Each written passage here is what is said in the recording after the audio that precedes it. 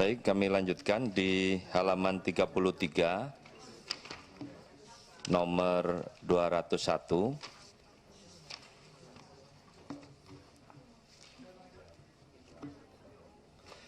Ada usulan dari Bu Lulu, FPKB, dan Pak Anas, FP3, menambahkan jaminan ketenagakerjaan, pemanfaatan tanah bengkok, tunjangan istri atau suami dan anak, dan tunjangan lainnya, serta disesuaikan dengan ketentuan pasal 50A dan pasal 62. Sehingga dibuat rumusan usulan di huruf C. Jika sebelumnya di huruf C itu bunyinya adalah menerima penghasilan tetap setiap bulan, tunjangan dan penerimaan lainnya yang sah, mendapat jaminan kesehatan, menjadi huruf C menerima penghasilan tetap setiap bulan, tunjangan dan penerimaan lainnya yang sah, mendapat jaminan sosial di bidang ketenaga kesehatan dan ketenaga kerjaan. Kemudian ditambahkan usulan penjelasan di huruf C itu, yang dimaksud dengan tunjangan antara lain adalah tunjangan istri atau suami, tunjangan anak, tunjangan kinerja, dan tunjangan hasil pemanfaatan tanah bengkok. Pimpinan. Silakan. Ini mau bicara dulu Pak Sturman dulu ya. Saya serahkan ke fraksi dulu. Siap. Ya, mau fraksi. Terima kasih Pak. Ini tanah bengkok ini apa yang bukan lurus maksudnya? Jadi penjelasannya jangan tetap bengkok. Kenapa nggak lurus kita bikin? Ya.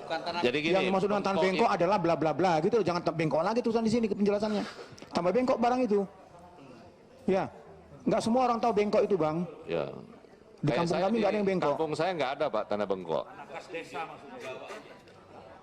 Jawa aja itu sektoral aja. Baik. Nanti ya usulan Pak Sturman itu menjadi hampir semua sepaham ini menyangkut soal istilah tanah bengkok itu. Tadi Pak Awi singgung nih.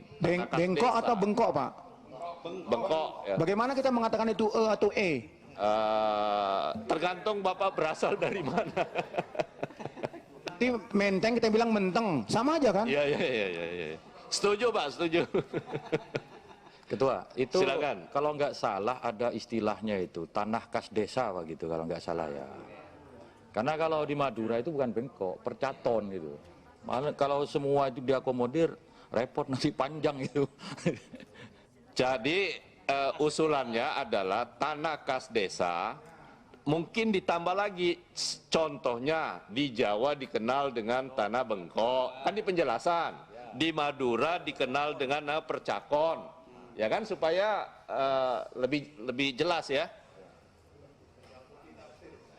Ya. Pak Firman. Baik, terima kasih Ketua. Saya ingin menanyakan saja, bagi desa yang tidak punya bengkok, bagaimana ini pengaturannya? Karena ini juga ada yang, ini kan tidak semua desa itu punya bengkok. Ada juga desa yang tidak punya bengkok. Terima kasih. Baik.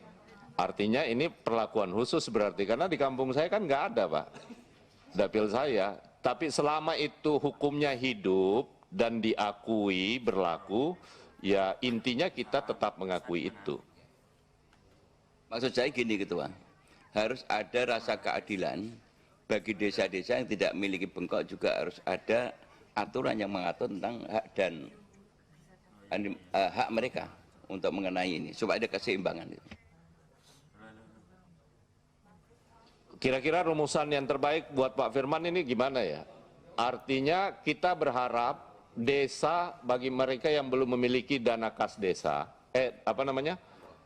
tanah kas desa itu wajib disediakan. Ya kan? Begitu solusinya. Solusi. Tapi nanti ya tolong ya, maksudnya tolong rumuskan, kita mengerti maksudnya Pak Firman itu dari sisi aspek keadilan. Yang sekarang di Jawa dan di Madura ada, tapi di daerah lain ada. Nah di daerah lain ini kita juga harus beri afirmasi. Nah bagaimana caranya tolong rumuskan ya di penjelasan. Ya. Izin pimpinan, Silakan. tambahkan sedikit tentang tanah bengkok atau bengkok ini. Mungkin kita nggak bisa samakan di semua daerah, Pak. Nggak semua daerah yang ada yang bengkok, ada yang lurus, kan macam-macam peristiwa apa. Dan itu asal muasal dari ribuan tahun yang lalu. Jadi nggak bisa kita tiba ujuk-ujuk karena kita membuat undang-undang kita paksakan semua setiap desa harus punya tanah khas desa. Nggak bisa juga seperti itu. Nanti kita memaksakan kehendak kita akhirnya berbenturan dengan yang lain. Jadi yang ada monggo kerso di Lajeng Kemawon. Tapi yang nggak ada ya nggak usah dipaksakan. Demikian, makasih. Atau sedikit Ketua. Sebentar Pak, saya gilir ini. Silakan ke Gerindra. Nanti berikutnya saya mulai dari Pak Anas ke atas lagi. Ya, baik. Tanah bengkok atau TKD di beberapa wilayah memang berbeda. Kemudian dalam pengelolaannya pun ada, katakan satu desa mendapatkan 10 hektar. Sejak turun-temurun bahasanya tadi beribu tahun yang lalu, tapi nggak segitu juga. Biasanya mereka dalam 10 hektar misal, ada yang dikelola oleh kepala desa secara langsung, ada yang disewakan, dan macam-macam. Ya saya rasa hal-hal teknis yang sudah berlaku dan baik, itu tidak perlu diatur secara konkret dalam undang-undang ini, biarlah berjalan. Karena kalau kita masuk pada hal-hal yang sifatnya mengatur tanah bengkok, mengatur tentang SK, yang lain-lain, sementara banyak hal substansi yang tidak kita atur. Sebaiknya kalau bicara tentang tunjangan, tunjangan keluarga, tunjangan yang lain-lain, itu sudah cukup. Tapi tunjangan tanah bengkok jangan masuklah, atau tunjangan kas desa, selama ini mereka sudah berjalan. Makasih. Baik, nah ini usulan baru lagi nih, ya supaya ini tidak usah, karena ini kan soal hukum yang sudah berlaku secara turun-temurun bagi, tidak perlu dibuat nomenklaturnya dalam undang-undang. Silakan silakan. Sebentar Pak, supaya saya adil, jangan nanti Gerindra sudah mengambil kesempatannya. Tadi Pak Johan Budi saya tidak kasih kesempatan juga. Nanti saya diprotes Pak Budi, Pak. Nanti habis ini Bapak yang terakhir. Silakan ke fraksi Nasdem.